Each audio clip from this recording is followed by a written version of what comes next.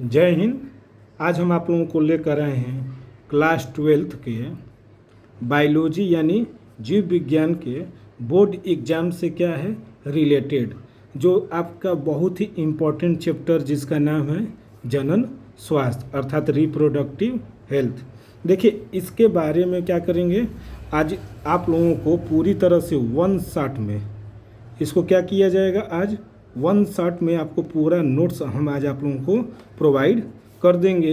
तो देखिए, इस चैप्टर में क्या किया जाएगा, जितना भी है जनन स्वास्थ्य से संबंधित उनके परिचय, जनन से संबंधित जो समस्याएं हैं और जितनी भी चीज़ें इम्पोर्टेंट हैं वो सब आज आप लोगों को क्या किया जाएगा, बता दिया जाएगा। पूरे एक वन शॉट में क्या किया जाएगा, नोट्स को लेकर आए हैं। तो आइए सबसे पहले इसका इंट्रोडक्शन देखते हैं। देखिए क्या होते हैं, यानी जनन स्वास्थ्य होता क्या है। तो इसका पहले क्या देख लिया जाए, परिचय। तो देखिए बच्चा, इसका यानी चैप्टर का नाम तो आप लोगों को पता ही है, जनन स्वास्थ्य अर्थात रिप्रोडक्टिव हेल्थ। अब देखिए इसका परिचय क्या होता है, इसके परिचय के बारे में पढ़ लिया जाता है। देखिए परिचय में क्या है, जनन स्वास्थ्य क्यों आवश्यक है। देखिए सबसे पहले ये समस्याएं आती हैं कि जनन स्वास्थ्य क्यों आवश्यक है। तो देखिए सबसे पहले क्या किया गया था, विश्व स्वास्थ्य संगठन अर्थात वर्ल्ड हेल्थ ऑर्गेनाइजेशन, जिसको हम लोग क्या बोलते हैं आज के डेट में WHO यानी हु।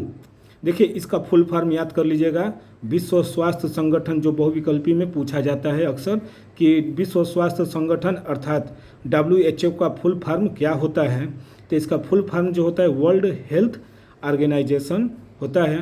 के अनुसार जननात्मक स्वास्थ्य का अर्थ है, यानी जनन स्वास्थ्य का जो अर्थ है, जनन के सभी पहलुओं अर्थात जनन से संबंधित जितने भी पहलुएं हैं, संपूर्ण स्वास्थ्य अर्थात शारीरिक रूप से, भावनात्मक रूप से और व्यवहारिक तथा सामाजिक स्वास्थ्य, ये सब क्या होते हैं, इसके आते हैं अंतर्गत। क्या क्या आते हैं, शारीरिक, भावनात्मक, व्यवहारिक तथा सामाजिक स्वास्थ्य होता है।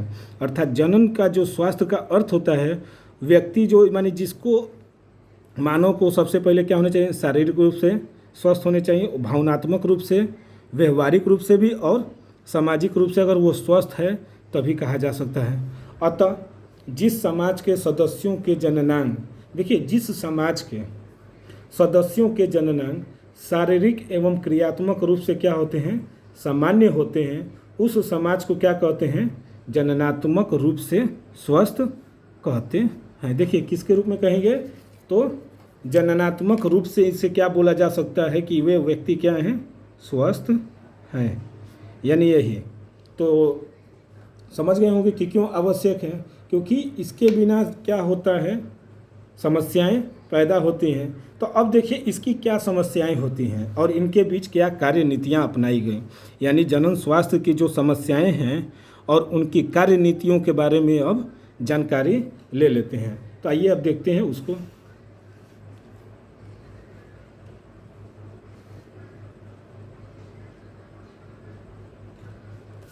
देखिए बच्चा, जनन स्वास्थ्य समस्याएं तथा कार्य नीतियाँ अर्थात reproductive health problem and strategies, यानी इसकी क्या स्ट्रेटजी है।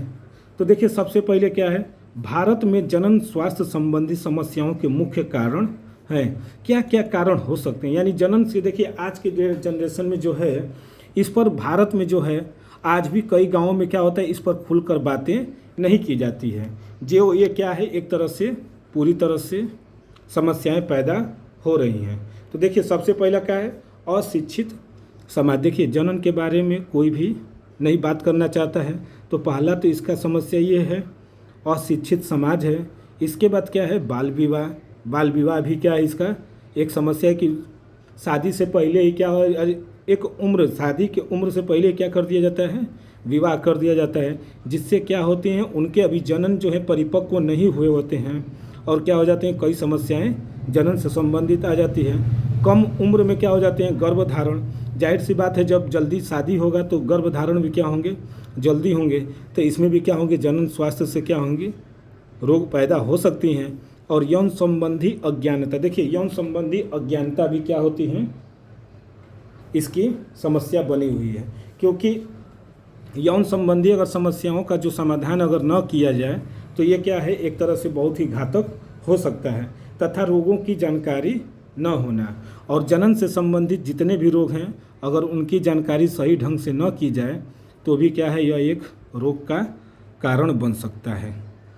इसके बाद देखिए क्या है, क्या किया गया है, हमारी सरकार ने सन 1951 में, देखिए हम लोगों की जो सरकार है यानी भारतीय सरकार क्या है, भारतीय सरकार ने सन 1951 में, देखिए देश के आज़ादी के बाद सरकार ने बहुत ही क्या किया था, परियोजनाएं शुरू किया था, जिसमें पहला सा क्या था 1951 में परिवार नियोजन अर्थात फैमिली प्लानिंग के नाम से जनन स्वास्थ्य की राष्ट्रीय कार्य योजना का क्या किया था, प्रारंभ किया था। देखिए कब से शुरू हो गया था, तो आज़ादी जब भारत आज़ाद हुआ था 1947 में, उसके 4 साल के बाद क्या हुआ, यह कार्य नियोजन जो है शुरू कर दिया गया था।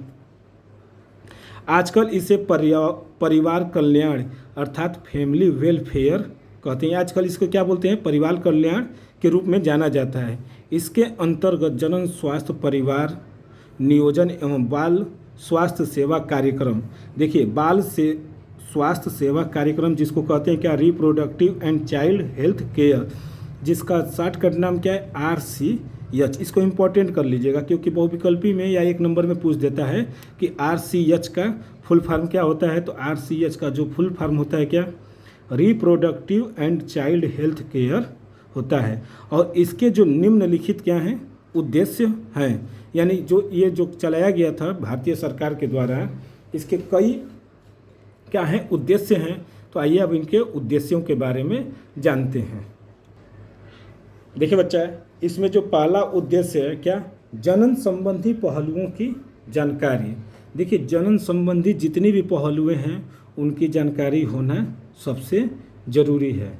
तो इसके बारे में सरकार ने क्या किया, अर्थात सरकार तथा गैर सरकारी संगठन जो होते हैं, यानी सरकारी और प्राइवेट यानी गैर सरकारी संगठन मुद्रित सामग्री तथा ऑडियो विजुअल माध्यम द्वारा जनन तथा बाल स्वास्थ्य संबंधी पहलुओं के प्रति समाज में क्या किया, जागरूकता उत्पन्न करने में प्रयत्नशील है। देखिए क्या है, जैसे आज देखिए ऑडियो विजुअल यानी जो टीवी के द्वारा जो होता है, इस समय हम लोग देख रहे हैं दूरदर्शन उस समय चल रहा था, यानी टीवी के द्वारा, रेडियो के द्वारा, अन्य माध्यम के द्वारा क्या किया गया, सरकारी और गैर सरकारी संगठन ने क्या किया, इन पहलुओं को जानकारी लोगों के क्या किया, देने की ज़रूरत समझे। तो उन्होंने क्या किया, टीवी यानी जो दूरदर्शन और जो चैनल चलते थे उसके माध्यम के द्वारा और रेडियो के माध्यम के द्वारा, और भी क्या किए, पहलू किए, यानी गांव-गांव जाकर इनके बारे में जो है जानकारी देना, ये सब सरकारी और गैर सरकारी क्या किए, समाज ने इसको जागरूक करने का क्या किया था, प्रयत्न किया था। देखिए समाज है उसको किया था। ऑडियो विजुअल का मतलब क्या हो गया, बोलकर यानी रेडियो के द्वारा और टीवी के द्वारा सरकार ने स्वास्थ्य संबंधी माता पिता, निकट संबंधी शिक्षक, देखिए निकट संबंधी शिक्षक, माता पिता, सरकारी अस्पताल से संबंधित कर्मचारी, विशेषकर युवाओं को यौन संबंधी तथा लिंग संबंधी रोगों की क्या किया गया, जानकारी दिया गया।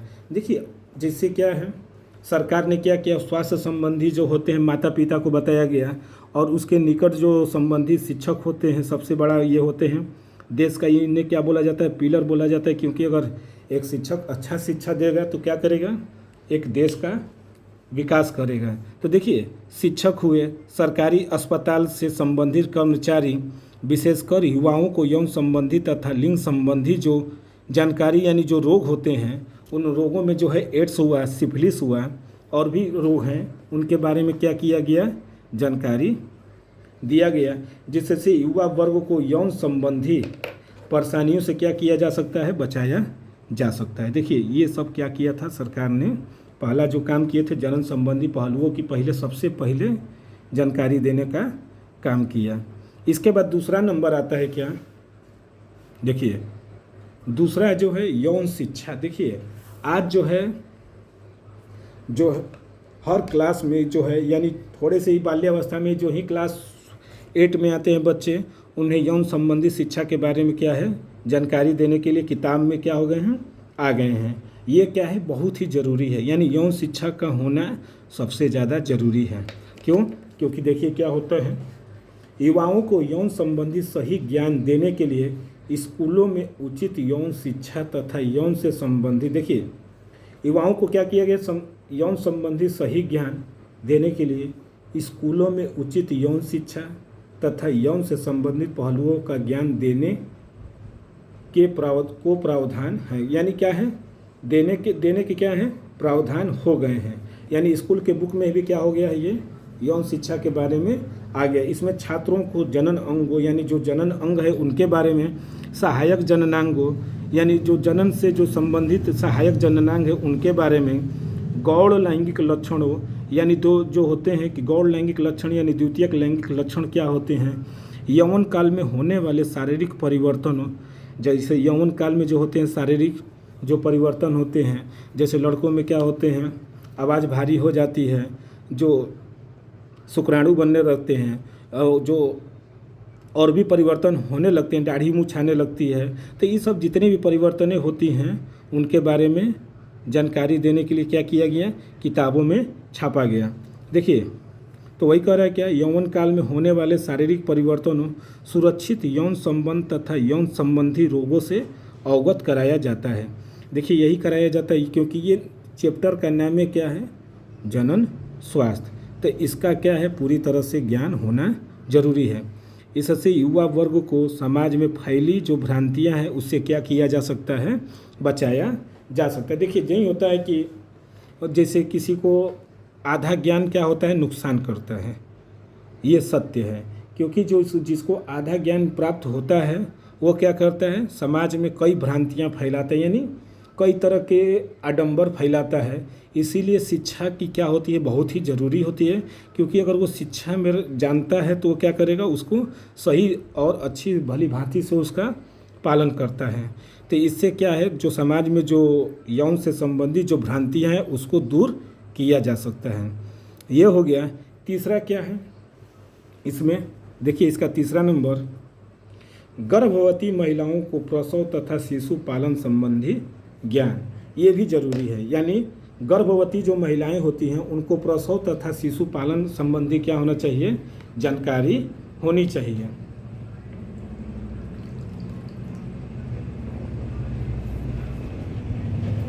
देखिए बच्चा, जनन एवं बाल स्वास्थ्य सेवा कार्यक्रम से संबंधित संस्थाएं, यानी क्या है, जनन एवं बाल स्वास्थ्य सेवा कार्यक्रम से संबंधित संस्थाएं गर्भवती महिलाओं को पौष्टिक आहार, सुरक्षित प्रसव एवं शिशु की देखभाल तथा माता द्वारा संतान को दूध पान के महत्व की पूरी जानकारी देता है, जिससे संतान क्या रहे, स्वस्थ रहता है। देखिए जो माँ जो होती हैं, गर्भवती होती हैं, उन्हें जो होता है क्या किया जाता है, पौष्टिक आहार, यानी जो प्रसव के दौरान यानी जो गर्भवती के दौरान जो होती हैं क्या, पौष्टिक आहार यानी क्या क्या आहार लेने चाहिए, और सुरक्षित प्रसव एवं शिशु को कैसे देखभाल किया जाता है, ये सब क्या किया जाता है, उस महिला को क्या किया जाता है, माता को बताया जाता है। और माता द्वारा संतान को जो दूध पान यानी जो स्तनपान के जो होते हैं उसकी महत्व की जानकारी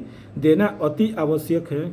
नहीं तो कुछ लोग क्या करते हैं, स्तनपान नहीं कराते हैं, तो ये भी क्या है, एक तरह से बच्चे को पूरी तरह से क्या करता है, उसको कुपोषण का रोग हो सकता है। यानी उसमें क्या हो जाते हैं, स्वास्थ्य से संबंधित कई समस्याएं पैदा हो जाती हैं। इसके बाद आते हैं अगला नंबर, देखिए गर्भ निरोधक विधियों का ज्ञान। देखिए ये भी जरूरी है, गर्भ निरोधक विधियों का ज्ञान। यानी जो महिलाएं जो होती हैं जब चाहे तो क्या होता है, जैसे एक बच्चे के बाद दूसरे बच्चे में जो होता है थोड़ा सा समय अंतराल होना चाहिए, यानी गर्भ को कैसे रोका जा सकता है उसकी भी जानकारी होनी आवश्यक है। तो देखिए जन्म पर नियंत्रण हेतु गर्भ निरोधक उपायों जैसे कापर टी, जो एक आता है कापर टी, गर्भ निरोधक गोलियों का सेवन आदि से अवगत कराया जाता है। इस तरह से क्या था, जो परिवार नियोजन जो सरकार के द्वारा जो चलाया जा रहा था, यानी परिवार कल्याण नियोजन, उनकी जितनी भी उद्देश्य थी ये हो गया। अब आइए आगे देखते हैं यौन संचालित रोग एवं उनकी रोकथाम। देखिए यौन संचालित रोग क्या होते हैं, यानी यह क्या है, एक संक्रामक रोग है, यानी संक्रमण है, एक व्यक्ति से दूसरे व्यक्ति में होता है, लेकिन किसके कारण होगा, तो यौन संबंधी होता है। तो इसीलिए क्या करेंगे, यौन संचालित रोग एवं उनके रोकथाम के बारे में पढ़ेंगे। तो आइए देखते हैं। देखिए क्या है, यौन संचालित रोग एवं उनकी रोकथाम अर्थात सेक्सुअल ट्रांसमिटेड डिजीज। देखिए बच्चा STD, इसका फुल फॉर्म आप लोग एकदम श्योर है, पढ़ लीजिएगा क्या होता है। तो सेक्सुअल ट्रांसमिटेड डिजीज, यही इसका क्या है, फुल फॉर्म है। और इसको एकदम पूरी तरह से पढ़ लीजिएगा क्योंकि इम्पॉर्टेंट है STD का फुल फॉर्म क्या होता है। तो आइए अब इसको देखते हैं। देखिए STD रोग जो होता है, मैथुन के समय अर्थात कोपुलेशन के समय नर युग्मक और मादा जो होते हैं क्या करते हैं, समागम करते हैं, अर्थात मैथुन के समय यौन संबंधों द्वारा एक व्यक्ति से दूसरे व्यक्ति में क्या हो जाता है, प्रेषित या फिर संचरित होता है। यही होता है, यानी मैथुन के समय जो होते हैं महिला और पुरुष जो होते हैं एक व्यक्ति से दूसरे व्यक्ति में क्या हो जाते हैं, ये प्रेषित होता है। इन्हें रजित रोग भी कहते हैं। देखिए यौन संचरित रोग को क्या कहते हैं, रजित रोग भी कहा जाता है। एड्स या HIV, गोनोरिया, सिफिलिस आदि इसी प्रकार के रोग के क्या हैं, उदाहरण हैं। देखिए एड्स हुआ है, एक व्यक्ति से दूसरे व्यक्ति में क्या हो जाता है, फैल जाता है। उसी तरह HIV वायरस होता है। इसी प्रकार क्या होता है, एक गोनोरिया होता है, ये भी क्या है, यौन संचरित रोग है। सिफिलिस हुआ आदि इसी प्रकार के रोगों के क्या हैं, उदाहरण हैं। एक से अधिक व्यक्तियों के साथ यौन संबंध स्थापित करने पर इन रोगों के फैलने की संभावना क्या हो जाती है, अधिक हो जाती है।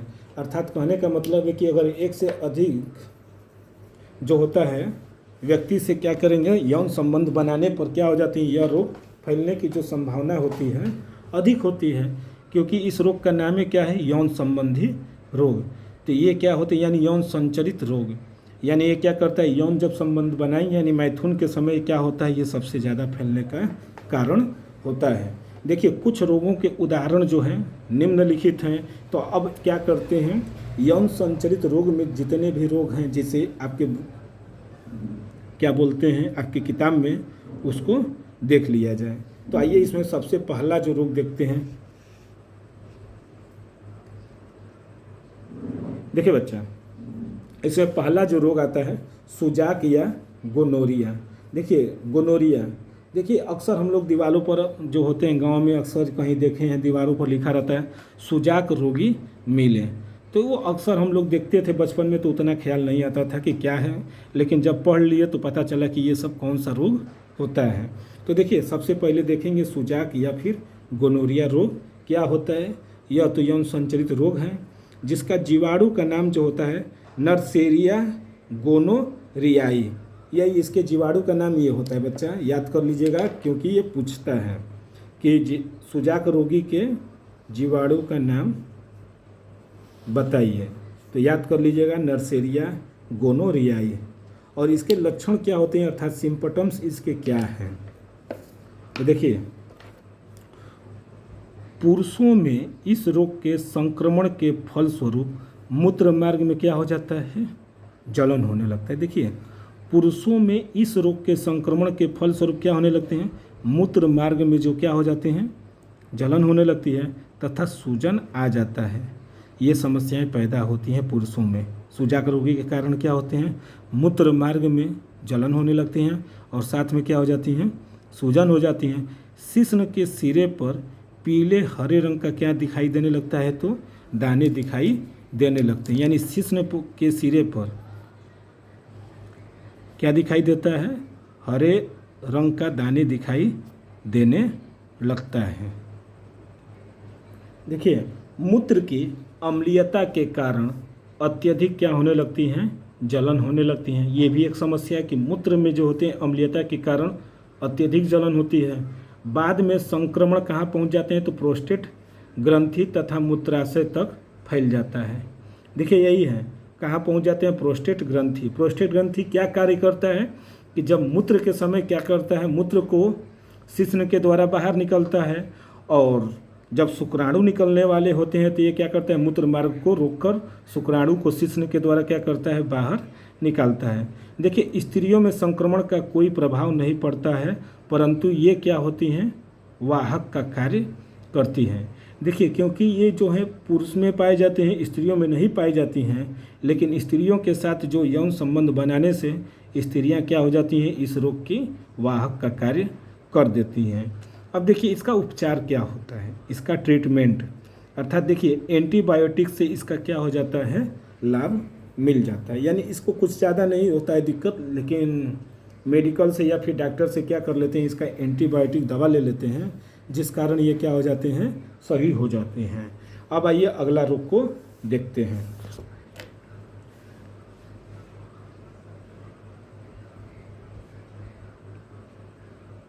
देखिए अगला रोग का नाम क्या है, सिफिलिस।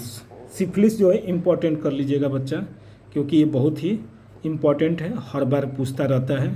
तो देखिए इस सिफिलिस के जीवाणु का क्या नाम होता है, किस जीवाणु के कारण ये फैलता है, तो इस जीवाणु का नाम है टैपोलेमा पैलिडम। याद कर लीजिएगा बच्चा, इस जीवाणु का नाम किसका, सिफिलिस के।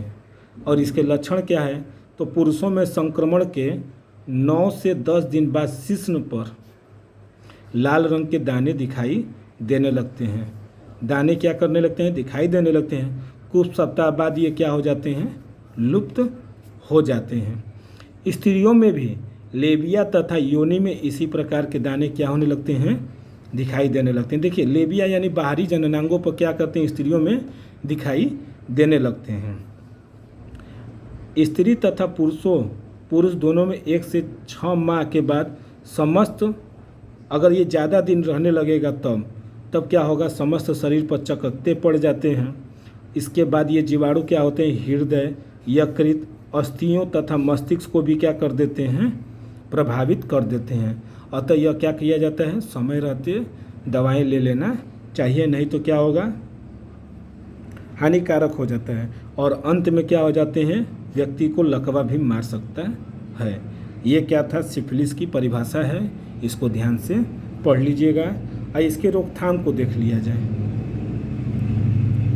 देखिए पेनिसिलिन द्वारा इस रोग में क्या होते हैं, लाभ मिलता है। देखिए पेनिसिलिन नामक एक एंटीबायोटिक्स दवा होती है जो क्या करता है, इस रोग से थोड़ा सा लाभ मिल जाता है।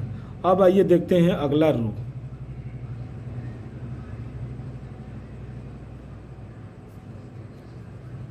जननांगों की हर्पिस। देखिए जननांगों की क्या, तीसरा आपका जो रोग है जनन स्वास्थ्य से संबंधित यौन संचरित रोग, जिसका नाम क्या है, जननांगों की हर्पिस। यानी इसके वायरस का क्या नाम है, सिंपलेक्स वायरस। देखिए किसके वायरस का नाम है, तो जननांगों की जो हर्पिस हैं उसके जो वायरस का नाम क्या है, सिंपलेक्स वायरस। और इसके लक्षण क्या हैं, यानी सिम्पटम्स, पुरुषों में शिश्न में अत्यधिक क्या होता है, दर्द होता है। स्त्रियों में वाल्वा और योनि में क्या हो जाते हैं, छाले पड़ जाते हैं। ये समस्या है, क्या स्त्रियों में वाल्वा तथा योनि में क्या पड़ जाते हैं, छाले पड़ जाते हैं। इसका कोई निश्चित उपचार नहीं है, बस इसका एक ही उपाय है कि लैंगिक संयम क्या होना चाहिए, बरतना चाहिए।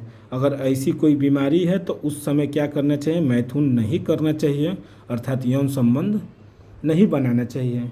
नहीं तो यह रोग क्या है, संक्रमण है, एक से दूसरे व्यक्ति में फैल सकता है। देखिए बच्चा, इसके उपचार क्या हो सकते हैं, तो देखिए इसकी बताया गया है कि इसका कोई मुख्य रूप से उपचार नहीं है, बस यौन संबंध क्या है, बचाने की ज़रूरत है। लेकिन क्या किया जाए, दर्द है, परेशानी है, तो उसके लिए एसाइलोवीर नामक दवा से क्या होती है, राहत मिल जाती है। समझ गए, एसाइलोवीर नामक दवा लेने से क्या होते हैं, इसके उपचार, यानी थोड़ा सा आराम मिल जाता है। अब आइए अगले रोग को देखते हैं। तो देखिए अगला जो रोग है आपका ट्राइकोमोनिएसिस। देखिए ट्राइकोमोनिएसिस, इस रोग को पढ़ लीजिएगा आप लोग। ट्राइकोमोनिएसिस ये क्या होते हैं? तो देखिए प्रोटोजोआ का, यानी ये जो रोग होता है किसके द्वारा होता है? तो प्रोटोजोआ के कारण होता है। और उस प्रोटोजोआ का जो नाम है ट्राइकोमोनास वेजिनेलिस है। देखिए इसके जो प्रोटोजोआ, यानी ये प्रोटोजोआ से होने वाला रोग है, जिसके प्रोटोजोआ का जो नाम है ट्राइकोमोनास वेजिनेलिस है। और इसके लक्षण क्या होते हैं?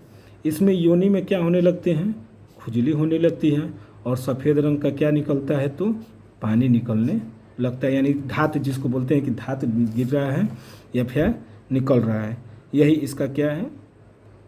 लक्षण है। और इसका उपचार क्या है? तो ओरियोमायोसिन तथा टेरामाइसिन नामक दवाओं का क्या किया जाता है? प्रयोग किया जाता है। देखिए ये सब थोड़ा सा आपके बुक में दिया है नाम दवाओं का, अगर डॉक्टर के पास जाएंगे तो और दवाएं बता सकते हैं, लेकिन जो मुख्य रूप से जो दवाएं आती हैं ओरियोमायोसिन तथा टेरामाइसिन नामक दवाओं से क्या किया जाता है? इसको थोड़ा सा रिलैक्स मिल जाता है, यानी आराम मिल जाता है। अब आइए अगला नंबर देखते हैं। देखिए अगला जो आपका रोग है क्लेमाइडिया, यानी क्लेमाइडिया ये जो है क्या है? यौन संचरित रोग है, जिसके जीवाणु का क्या नाम है? क्लेमाइडिया ट्राइकोमेटिस। क्लेमाइडिया ट्राइकोमेटिस जो है इसके जीवाणु का नाम है। और इसके लक्षण क्या होंगे? तो इसके लक्षण के बारे में भी देख लेते हैं। इसके संक्रमण से नर में मूत्र मार्ग शोध, यानी क्या हो जाते हैं? मूत्र मार्ग में अवरोध उत्पन्न करता है, अधिवृषण शोध हो जाते हैं। और स्त्रियों में गर्भाशय ग्रीवा क्या हो जाती हैं? शोध नामक रोग उत्पन्न करता है, यानी मूत्र मार्ग शोध, अधिवृषण शोध और स्त्रियों में गर्भाशय ग्रीवा शोध नामक क्या कर देता है? रोग उत्पन्न कर देता है। और इसके क्या उपचार हो सकते हैं?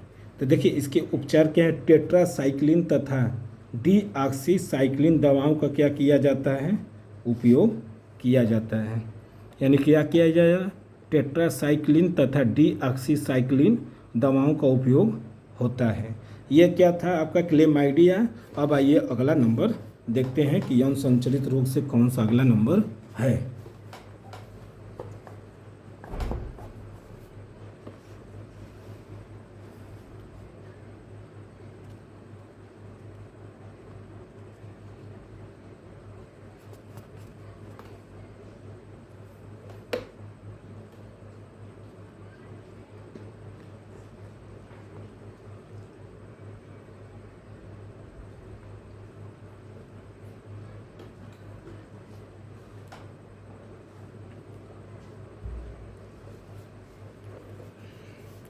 देखिए बच्चा अगला जो रोग है जनन अंग पर क्या आ जाते हैं? मस्से निकल आते हैं, यानी जेनिटल वार्ड्स। यानी क्या है? जनन अंग पर मस्से। ये क्या होते हैं? तो देखिए इसका जो वायरस का नाम क्या है? Human papilloma virus. याद कर लीजिएगा इसको। इसका फुल फॉर्म HPV। कहीं कहीं तो आपको HIV का फुल फॉर्म पूछता है, लेकिन कभी कभी क्या पूछ देता है? HPV का फुल फॉर्म बताइए। तो पैपिलोमा वायरस यही होता है। अब इसके लक्षण को देखते हैं कि इसके क्या लक्षण हैं। ठीक है, तो देखिए लक्षण में क्या होते हैं? स्त्रियों में योनि तथा सर्विक्स पर क्या आ जाते हैं? मस्से निकल आते हैं, जो कैंसर में भी क्या हो जाते हैं? बदल जाते हैं। ये एक बहुत बड़ी समस्या है स्त्रियों में। क्या होते हैं? अगर मस्से यानी कहीं भी गांठ अगर दिखाई दे रहा है तो उसकी दवाएं समय रहते कर लीजिए, अन्यथा क्या होगा? वह एक कैंसर के रूप में बदल सकता है। यानी मस्से अगर हैं जननांगों पर तो उसका उपचार जल्द से जल्द कर लेना चाहिए, अन्यथा उसका जो दुष्परिणाम होगा वो कैंसर यानी जानलेवा हो सकता है। और इसका देखिए इसका उपचार क्या है? यानी मस्से को हटाने का क्या उपचार है? तो जाहिर सी बात है मस्से है तो उसको हटाना है। तो एक तो लेजर सर्जरी यानी दूरबीन विधि के द्वारा, या तो सर्जरी के द्वारा उसको हटाइए, या फिर अल्फा इंटरफेरॉन दवाओं का उपयोग किया जाता है। ये क्या थे? आपके जो यौन संचरित रोग थे ये सब हैं। अब आइए देखते हैं इसके बचने के उपाय, अर्थात यौन संचरित रोगों के संक्रमण से बचने के क्या क्या उपाय होते हैं, अब उसको देख लिया जाए। देखिए इसमें जो है सबसे पहले क्या करेंगे बचने के उपाय, अनजान व्यक्ति से तो यौन संबंध कभी न बनाइए। अर्थात जो अनजान व्यक्ति हैं उनसे कभी भी आप लोग क्या करिए, यौन संबंध नहीं बना चाहिए। आप लोगों का मतलब किसी को भी अगर वो अनजान है तो उससे क्या किया जाए, यौन संबंध न बनाया जाए। दूसरा है अनेक व्यक्तियों से भी यौन संबंध न बनाए, यानी इसीलिए बोला जाता है कपल्स, यानी एक मेल या फिर फीमेल होते हैं, यानी बस एक लोगों से क्या किया जाता है, संबंध बनाइए, और एक से अधिक लोगों से क्या किया जाता है, नहीं बनाया जाता है। कंडोम के बिना संभोग न करें। देखिए कंडोम के बिना अगर किसी व्यक्ति को अगर रोग है या चाहे अनजान व्यक्ति से अगर क्या किया जाता है, यौन संबंध बनाया जाए, तो उसके लिए किसका उपयोग किया जाता है, तो कंडोम का प्रयोग करना चाहिए। अब देखिए अगला जो है, रोग का कोई भी लक्षण दिखे तुरंत क्या करना चाहिए, डॉक्टर के पास जाना चाहिए, क्योंकि डॉक्टर ही क्या करता है, हर एक रोग का उपचार करता है। तो जो भी रोग अगर थोड़ा सा भी शरीर में लापरवाही अगर माने कोई भी दिक्कत अगर है तो तुरंत क्या करना चाहिए, डॉक्टर के पास जाना चाहिए। इसके बाद यौन संचरित रोग घातक भी हो सकते हैं, अतः इलाज में इसके क्या करना चाहिए, लापरवाही एकदम नहीं करनी चाहिए, अन्यथा क्या होगा, इसकी जानलेवा रोग है, यानी जान लेकर ही ये मानेगा। इसीलिए अगर कोई भी रोग होता है शरीर में तो तुरंत क्या करिए, डॉक्टर से संपर्क करिए, अपने खुद मत उसका उपाय शुरू करिए।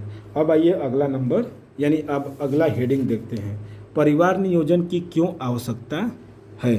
अर्थात परिवार नियोजन क्या होती है और इसकी क्यों आवश्यकता पड़ी, ये जिसमें पहला आता है विश्व में जनसंख्या विस्फोट। देखिए विश्व में जनसंख्या विस्फोट क्या है, इसको इम्पोर्टेंट कर लीजिएगा, क्योंकि जनसंख्या विस्फोट क्या है पूछता है आपके बोर्ड एग्जाम में। तो आइए अब इसको देखते हैं। आजकल विश्व की आबादी 2 व्यक्ति प्रति सेकंड, देखिए आजकल जो क्या है, विश्व की आबादी जो है 2 व्यक्ति प्रति सेकंड, यानी 1 सेकंड में कितने व्यक्ति पैदा हो रहे हैं, तो 2, यानी 2 लाख व्यक्ति प्रतिदिन। देखिए 2 लाख व्यक्ति क्या हो रहे हैं, प्रतिदिन पैदा हो रहे हैं, या 60 लाख व्यक्ति प्रति माह, यानी 1 महीने में 60 लाख व्यक्ति या लगभग 7 करोड़ व्यक्ति प्रति वर्ष के हिसाब से क्या हो रहे हैं, जनसंख्या वृद्धि हो रही है। इसी जनसंख्या वृद्धि को ही क्या कहते हैं, जनसंख्या विस्फोट। इसी जनसंख्या वृद्धि को जिस तरह से बढ़ रही है आबादी, इसी आबादी के बढ़ने को ही क्या कहते हैं, जनसंख्या विस्फोट कहते हैं। देखिए मानव के सामाजिक विकास के इतिहास में 3 ऐसे जनसंख्या विस्फोट हुए हैं जिन्होंने विश्व के पर्यावरणों पर एक भारी परिवर्तन कर दिया। देखिए 3 ऐसे जनसंख्या विस्फोट हुए हैं जिसकी वजह से क्या हुआ है, पर्यावरण पर काफ़ी प्रभाव पड़ा है, जो क्या हैं, निम्नलिखित हैं। तो आइए अब इन तीनों के बारे में देख लेते हैं।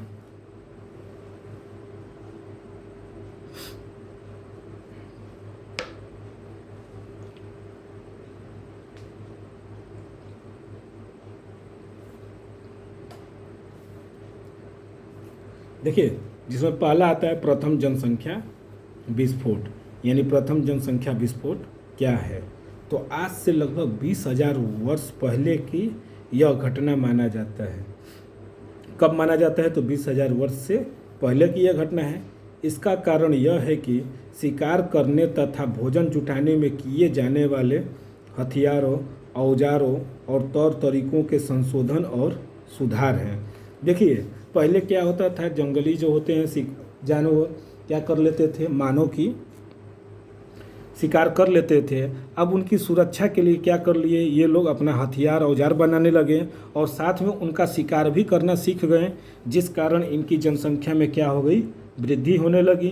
तो ये क्या है, पहली जनसंख्या में जो है विस्फोट है।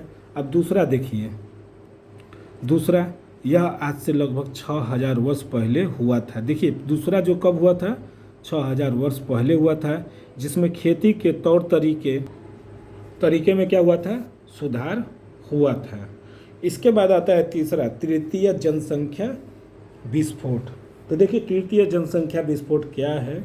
यह लगभग 300 वर्ष पूर्व हुआ, जिसका मुख्य कारण खाद्य उत्पादन, उद्योग तथा औषधियों का निर्माण आदि है। देखिए खाद्य उत्पादन, उद्योग तथा औषधि यानी दवाओं का निर्माण हो जाने के कारण आज जनसंख्या क्या है, बेहिसाब बढ़ती जा रही है। देखिए भारत की जनसंख्या 11 मई सन 2000 को 100 करोड़ का आंकड़ा पार कर गई। यह बच्चा एक लड़की थी। देखिए 100 करोड़वा जो बच्चा था वो कौन थी, तो एक लड़की थी जिसका नाम क्या था, आस्था रखा गया। इस लड़की की माता का नाम अंजना अरोड़ा है। इसका जन्म सफदरगंज अस्पताल नई दिल्ली में हुआ था। यानी जो भारत की 100 करोड़वा जो बच्चा था वो क्या था, एक लड़की थी जिसका नाम क्या रखा गया था, आस्था, और उसकी माता का नाम क्या था, अंजना अरोड़ा। और वो कौन से हॉस्पिटल में हुई थी, तो सफदरगंज अस्पताल में, जो कहाँ पर स्थित है, तो नई दिल्ली में है। अर्थात जनसंख्या विस्फोट में जो 3 विस्फोट हुए थे यही तीनों थे। अब आइए जनसंख्या वृद्धि के कारण, यानी जनसंख्या की वृद्धि में क्यों और कैसे कारण हुई, तो अब उसको देख लेते हैं।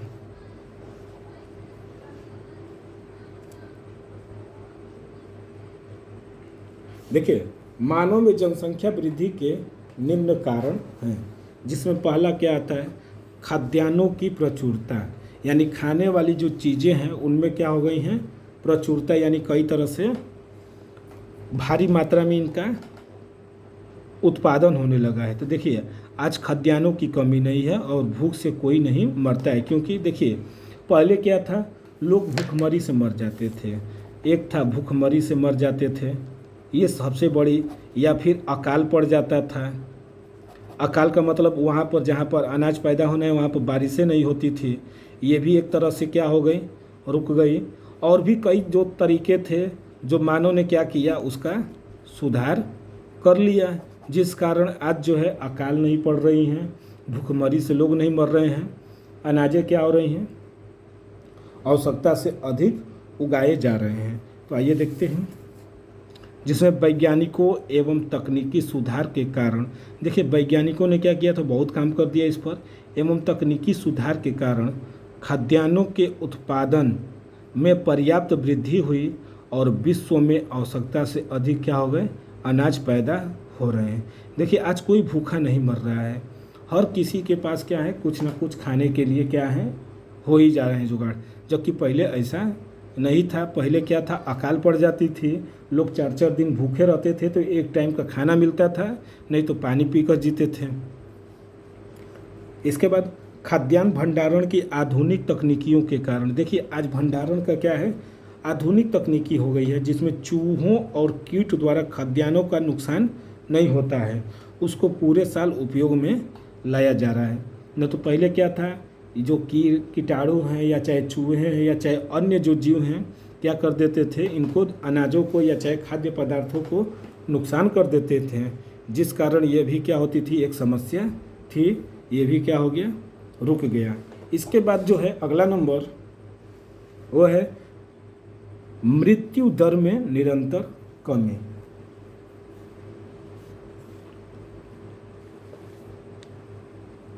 देखिए मृत्यु दर में भी क्या हो गई, कमी आने लगी, अर्थात अकाल, महामारी, कुपोषण तथा भूखमरी से अब अकाल मृत्यु बहुत कम हो गई है, क्योंकि अकाल पड़ रहे हैं तो अगल बगल जो देश है वो कर दे रहे हैं मदद, महामारी हो नहीं रही है, कुपोषण जो हो रहे हैं तो यानी दवाओं का भी उपयोग हो जा रहे हैं, भूखमरी से अब कोई उतना नहीं मर रहा है।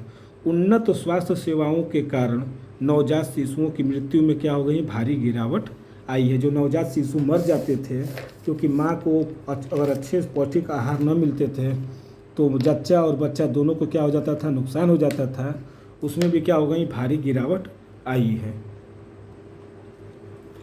देखिए बच्चा आगे है कम आयु में विवाह। देश के अशिक्षित तथा रूढ़िवादी परिवारों में आज भी बाल विवाह की प्रथा है, जिससे कम आयु में क्या हो जा रहे हैं, बच्चे हो जा रहे हैं। ये भी क्या है, एक तरह से समस्याएं थी जो क्या हो गई, अब धीरे धीरे खत्म हो गई। इसके बाद है निरक्षरता। अशिक्षा के कारण लोग परिवार नियोजन तथा छोटे परिवार को महत्व नहीं देते हैं। ये भी क्या है, एक समस्या थी। इसके बाद क्या थी, गरीबी। गरीबी के कारण लोग सोचते हैं कि जितने बच्चे होंगे सभी कमाकर क्या करेंगे, लाएंगे और हमारी गरीबी को क्या करेंगे, दूर करेंगे। ये सब क्या थी, जो थी ये समस्याएं थी जो क्या हो गई, पूरी तरह से ख़त्म हो गई। अब देखिए क्या पढ़ा जाएगा आगे। जनन पर क्या किया जाए, नियंत्रण तथा परिवार नियोजन की विधियाँ ये क्या होती हैं, यानी परिवार नियोजन की विधियाँ क्या होती हैं और जनन पर इनका नियंत्रण कैसे किया जाए। तो आइए अब इसको भी देखा जाए। देखिए, जनन नियंत्रण तथा परिवार नियोजन की विधियाँ यानी methods of birth control and family planning. देखिए, आज जो है युवा पीढ़ी चाहे कोई भी है, परिवार क्या कर रहा है, अपना फैमिली प्लानिंग कर कर चल रहा है। यानी वो ज़्यादा से ज़्यादा 2 बच्चों का क्या कर रहे हैं, महत्व दे रहे हैं। जबकि पहले क्या था, जितने बच्चे अगर होंगे वो क्या होंगे, रहेंगे और कमाएंगे। तो अब वो जो है अब नियम नहीं चल रहा है। क्यों?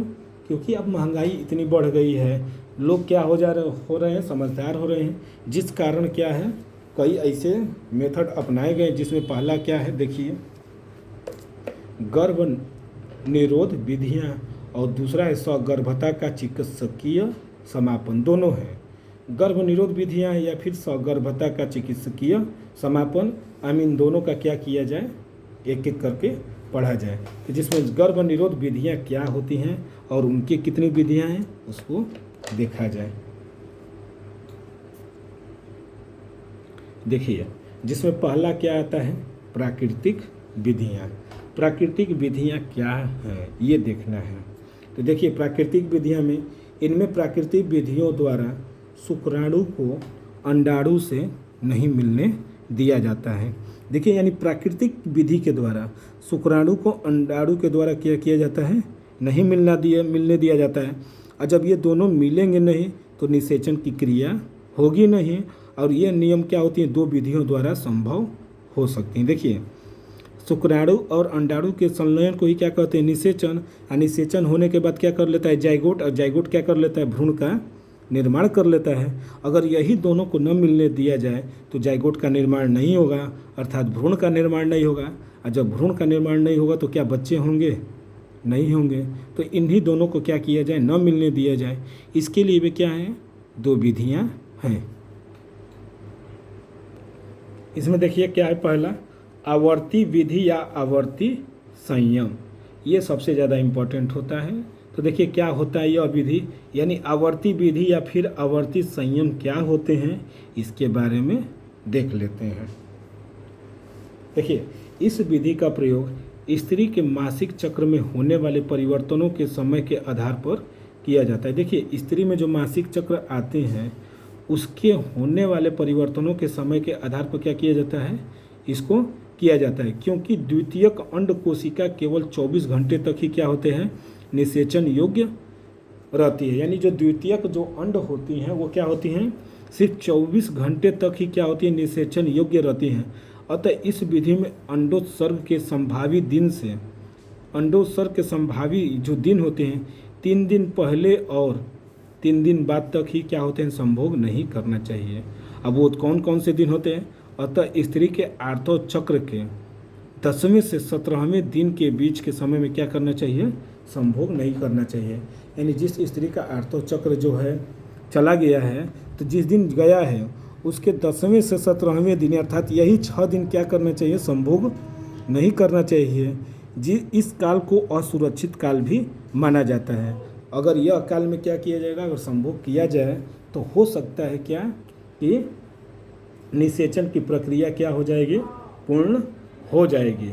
लेकिन यह क्या होता है, यह विधि थोड़ी सी असुरक्षित मानी जाती है, क्योंकि इसमें जो है दंपति को सावधानी बरतनी होती है। लेकिन ऐसा समझ जाइए कि ये विधि, क्योंकि काउंटिंग करना है और काउंटिंग में कहीं इधर उधर हो सकता है, जिस कारण यह विधि क्या है, कारीगर नहीं हो पाती है। अब आइए दूसरा विधि जो होता है बाधा विधि। देखिए बच्चा, बाधा विधि क्या होता है, अर्थात बैरियर मेथड। अंडाणु का निषेचन रोकने के लिए विभिन्न यांत्रिक उपयोग किए जाते हैं, यानी कई उपयोग किए जाते हैं, जिसमें पहला यांत्रिक विधियों द्वारा गर्भ निरोध। ये क्या होते हैं यांत्रिक विधि द्वारा गर्भ निरोध क्या होता है? तो देखिए, इस प्रकार की विधियों द्वारा शुक्राणुओं को क्या किया जाता है, गर्भाशय या फिर अंडवाहिनी नलियों अर्थात फाइलोपियन ट्यूब में जाने से रोका जाता है। यानी जो शुक्राणु है कहाँ जाने से रोका जाए, गर्भाशय या फिर फाइलोपियन ट्यूब नलियों में जाने से क्या होता है, रोका जाता है। इन विधियों में कंडोम, योनि धानी या डायफ्राम या ग्रीवा टोपी तथा कापर टी आदि का किया जाता है, प्रयोग किया जाता है। देखिए, किसका प्रयोग कर सकते हैं, इसको शुक्राणु को गर्भाशय तक न जाने के लिए कंडोम का प्रयोग कर सकते हैं, योनि धानी यानी वजाइनल पाउच जिसको बोलते हैं, डायफ्राम का या फिर ग्रीवा टोपी तथा कापर टी आदि का क्या किया जाता है, प्रयोग किया जाता है। तो आइए अब इसमें देखते हैं कंडोम क्या होता है।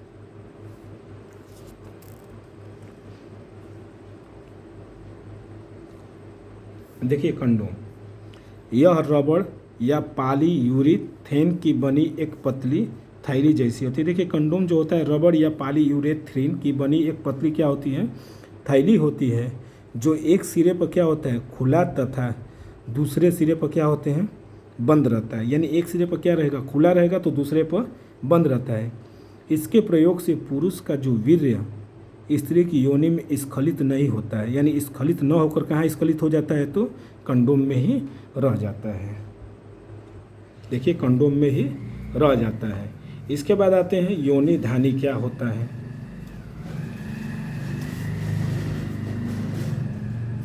देखिए बच्चा, योनि धानी यानी योनि धानी कंडोम की ही जैसी होती है। देखिए ये भी क्या होती है, कंडोम की ही जैसी होती है।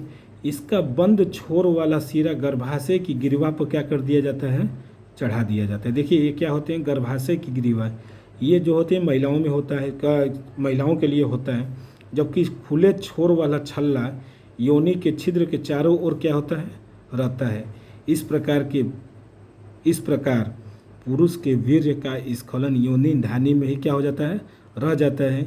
इसे क्या बोलते हैं, मादा कंडोम बोलते हैं। पुरुष कंडोम के बारे में तो बता ही दिए हैं, ये क्या होते हैं, मादा कंडोम इनको बोला जाता है।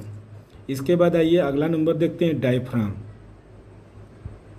अब डायफ्राम क्या होते हैं, यह गुंबद के आकार का रबड़ या प्लास्टिक की बनी होती है। देखिए यह कैसा होता है, तो गुंबद के आकार का रबड़ या प्लास्टिक की बनी होती है। इसे गर्भाशय गुहा बंद करने हेतु गर्भाशय की गिरवा पर क्या कर दिया जाता है, चढ़ा दिया जाता है। ये जो था बाधा विधि यानी यांत्रिक विधि द्वारा जो था अंडाणु को और शुक्राणु को रोकने की विधि थी। अब आइए देखते हैं रासायनिक विधियों द्वारा गर्भ निरोध। यानी देखिए गर्भ रासायनिक विधि के द्वारा,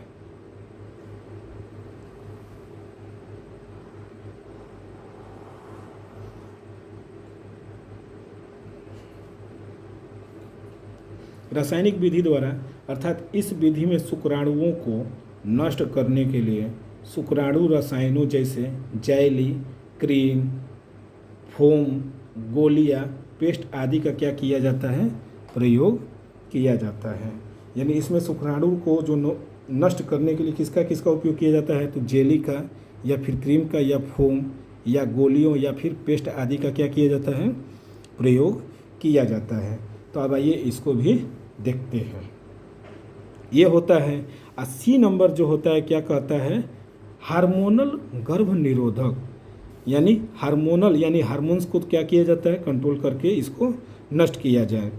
यह गर्भ निरोधन की अति सरल विधि। देखिए यह गर्भ निरोधन की क्या होती है, सबसे आसान विधि यही है। इस विधि में गर्भ निरोधक गोलियों का स्त्री द्वारा नियमित सेवन किया जाता है। देखिए जो गर्भ निरोधक जो गोलियां आती हैं, इनका क्या किया जाता है, उपयोग किया जाता है। इन्हें बर्थ कंट्रोल पिल्स यानी BCP कहते हैं। इसको याद कर लीजिएगा, बर्थ कंट्रोल पिल्स यानी BCP कहते हैं। ये प्रोजेस्टेरॉन तथा एस्ट्रोजन से बनी होती हैं। कौन? तो ये दवाएं जो होती हैं, गोली जो होती है, जैसे में कुछ प्रसिद्ध जो दवाएं आप लोगों को मार्केट में क्या होते हैं अवेलेबल रहते हैं, तो उनमें से जो पहला आता है, जो सबसे पहले जो प्रसिद्ध हुआ था, उसका नाम क्या है?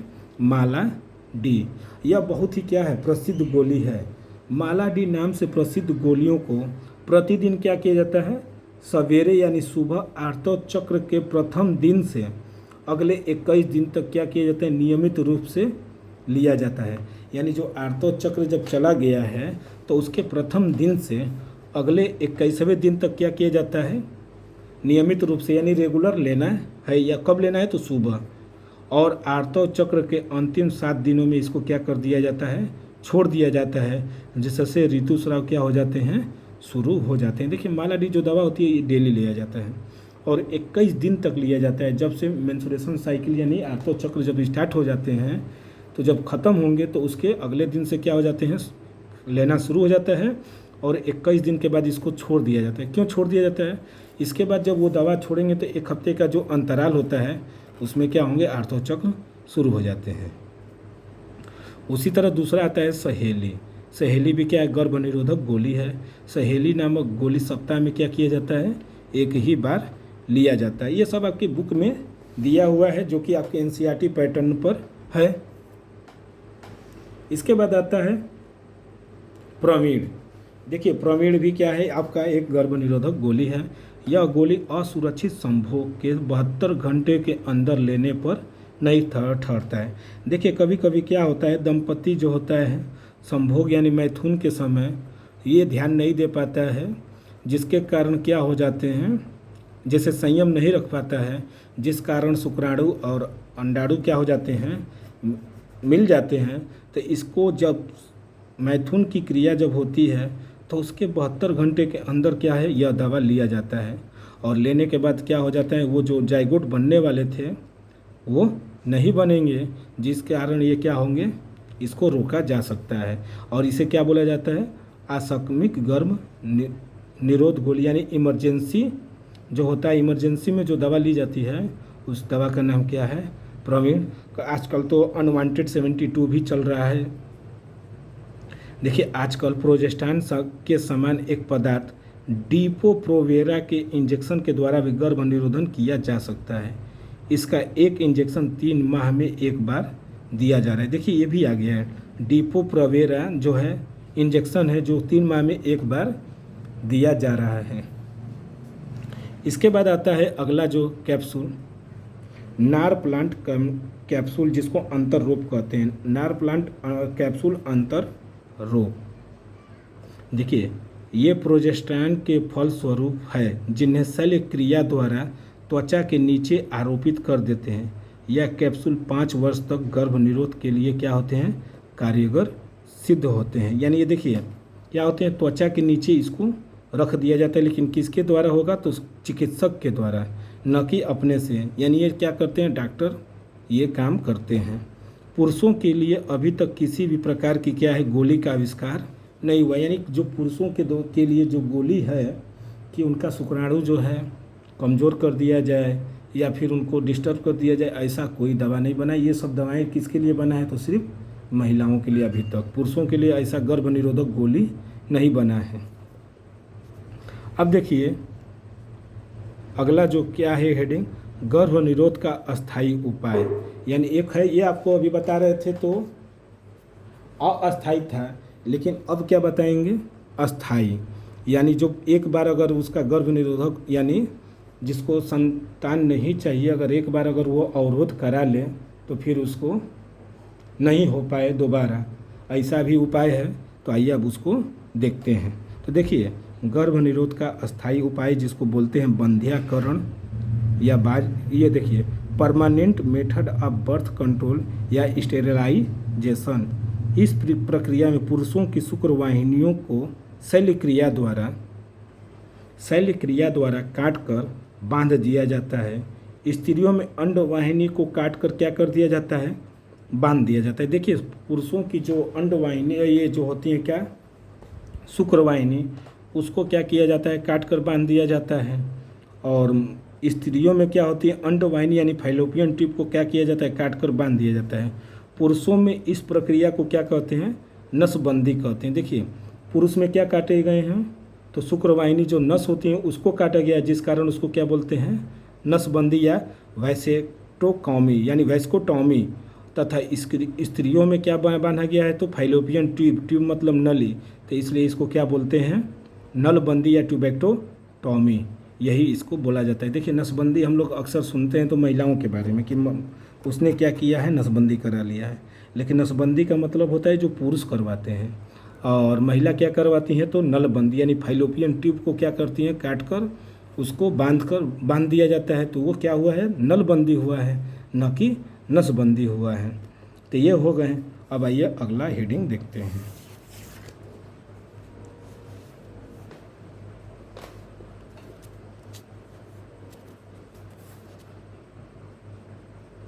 देखिए अगला हेडिंग है सगर्भता का चिकित्सकीय समापन। देखिए सगर्भता का क्या है, चिकित्सकीय समापन, ये वाला नहीं है बच्चा, ये ऊपर जो लिखा है वही क्या है, इसकी मेन हेडिंग है सगर्भता का चिकित्सकीय समापन, जिसको इसका फुल फॉर्म आप लोगों को याद कर लीजिएगा, MTP इसका फुल फॉर्म पूछता है।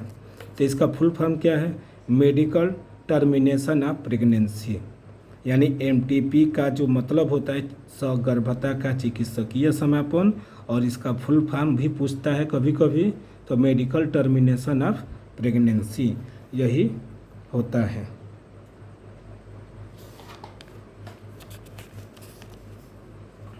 देखिए क्या होते हैं ये देखा जाए, तो इसके द्वारा स्त्री के गर्भ धारण करने के बाद, देखिए इसके द्वारा क्या होता है, चिकित्सकीय सगर्भता के द्वारा, कि इसके द्वारा स्त्री के गर्भ धारण करने के बाद 3 माह से पूर्व के भ्रूण को गिरा दिया जाता है।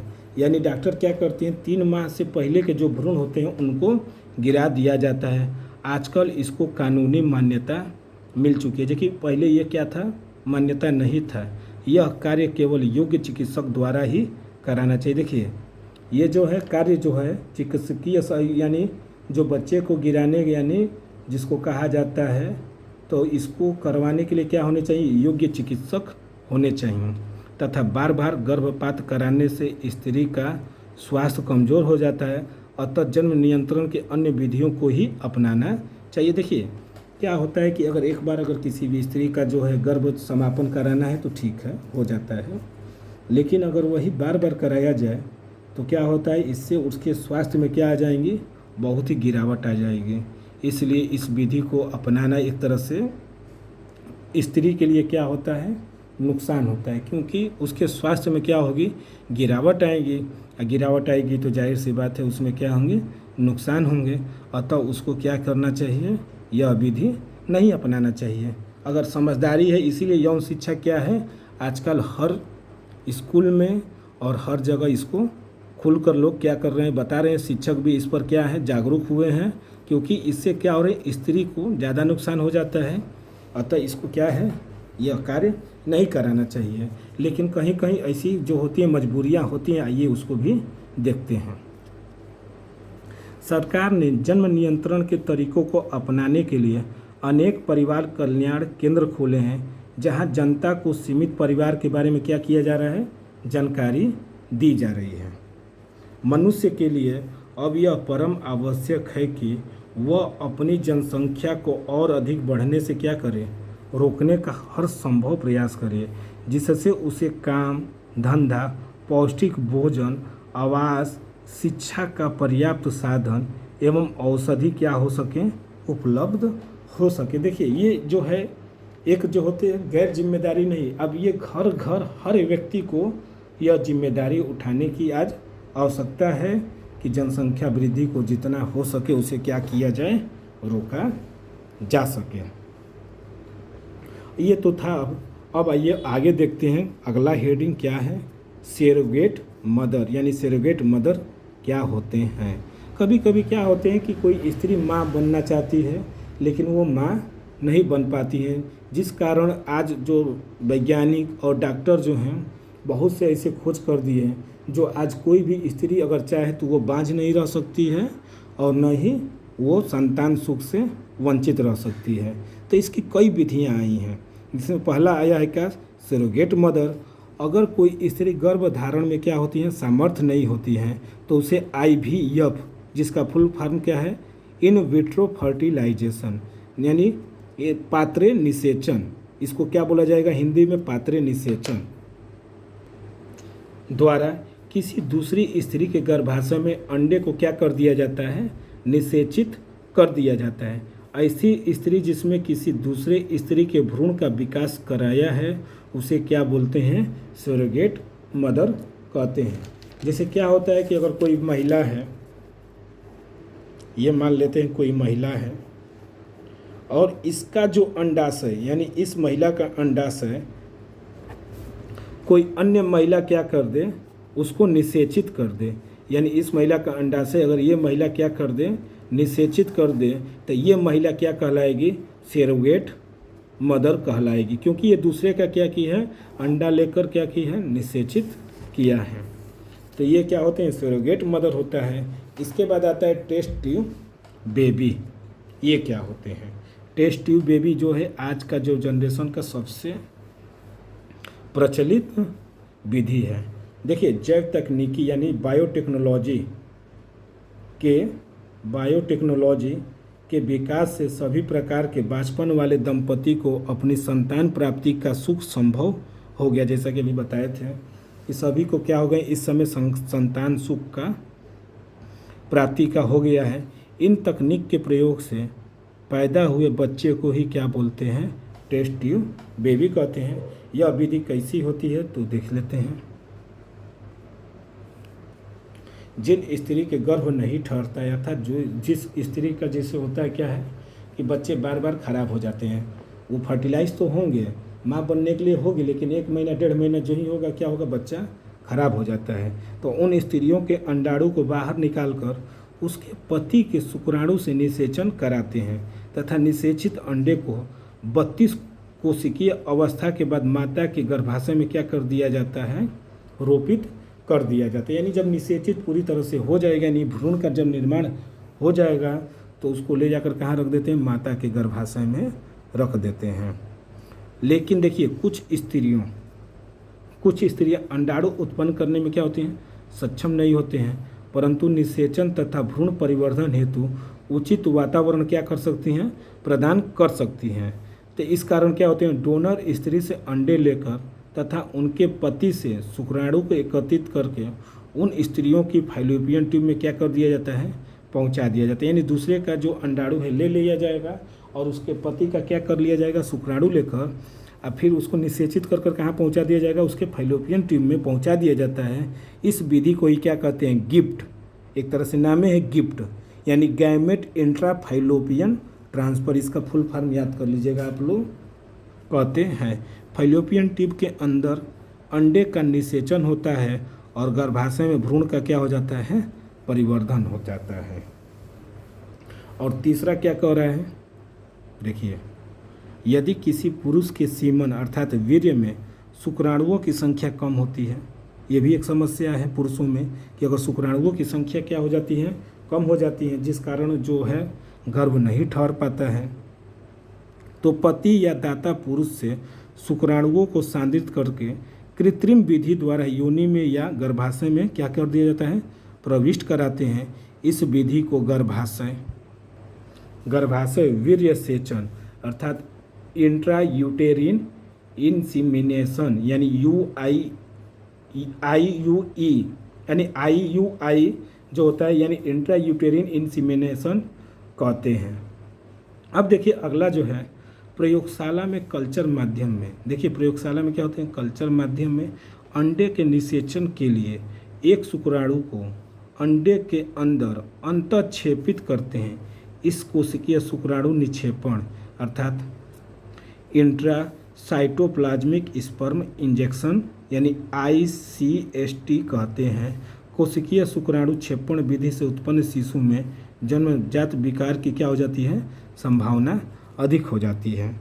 ये था। अब देखिए सहायक जनन प्रौद्योगिकी में जो होते हैं कुछ के क्या है, फुल फॉर्म नाम जो आते हैं आपके बोर्ड एग्जाम में, उसको पूरी तरह से याद कर लीजिएगा। ये 5 हैं। अब पाँचों को पूरी तरह से क्या कर लीजिएगा, आप लोग तैयारी कर लीजिएगा, क्योंकि 1 नंबर में ये जो पाँचों हैं इनका फुल फॉर्म अवश्य पूछता है। तो देखिए क्या है, पहला IVF का फुल फॉर्म क्या होता है, तो इन विट्रो फर्टिलाइजेशन। इसके बाद गिफ्ट GIFT, तो गैमेट इंट्राफाइलोपियन ट्रांसफ़र होता है। इसके बाद ZIFT, तो ये क्या होती है, जाइगोट यानी जो भ्रूण का जो निर्माण करेगा, जाइगोट इंट्राफाइलोपियन ट्रांसफ़र होता है। इसके बाद क्या आते हैं, इंट्रासाइटोप्लाज्मिक स्पर्म इंजेक्शन, जिसको क्या बोलते हैं, ICSI इंजेक्शन है, तो ICSI। इसके बाद आता है क्या, कृत्रिम विधि के द्वारा, तो आर्टिफिशियल इंसीमिनेशन टेक्निक यानी AIT। ये क्या है, ये आपके बुक से जो है NCERT से 5 नाम जो है 60 जो ये पूछे जाते हैं, इसका फुल फॉर्म नाम इसको पढ़ लीजिएगा। इसके बाद देखिए आपके बुक का जो अंतिम हेडिंग है कि स्त्रियों में बांझपन के क्या कारण हैं, ये आपके बुक का जो है अंतिम हेडिंग है, तो इसको भी देख लिया जाता है। देखिए कई कारण हो सकते हैं। पहला तो है कि अनियमित अंडोत्सर्ग, यानी किसी महिला का जो मासिक जो होता है चक्र यानी आर्तो चक्र जो होता है अनियमित होता है। किसी का देखिएगा 3 महीने पर आता है, किसी का 6-6 महीने, तो कभी 15-15 दिन पर। तो इसमें क्या होती हैं, समस्याएं उत्पन्न हो जाती हैं। तो एक समस्या तो ये है। दूसरा है जनन पथ में क्या हो जाते हैं, अवरोध उत्पन्न हो जाते हैं, यानी जनन पथ पर जो होता है अवरोध हो सकते हैं, कहीं गांठ बन सकता है, या चाहे फैलोपियन जो नलिका होती है उसकी संरचनात्मक में क्या हो सकती है, त्रुटि हो सकती है, या फिर गर्भाशय के भीतरी स्तर में कमी के कारण भ्रूण रोपण में क्या हो सकता है, कमी हो सकता है। ये आपका जो था आपके बुक का जनन स्वास्थ्य, ये जो था आपका NCERT पैटर्न पर जितने भी नोट्स थे हमने क्या किया, आपको पूरा बता दिया, यानी 1 शॉट में, यानी पूरी तरह से जितना भी आपके इम्पोर्टेंट से लेके हर एक जो था आपकी बुक से सब बता दिए। अब जो है अगला जो चैप्टर हम अगले वीडियो में लेकर आएंगे, और ये चैप्टर को आप लोग पूरी तरह से क्या करिएगा, तैयारी कर लीजिएगा, क्योंकि ये चैप्टर से क्वेश्चन तो बहुत ही इम्पोर्टेंट है और पूछते भी हैं। और भी वीडियो लेकर हम अगले चैप्टर का लेकर आएंगे। तब तक के लिए धन्यवाद।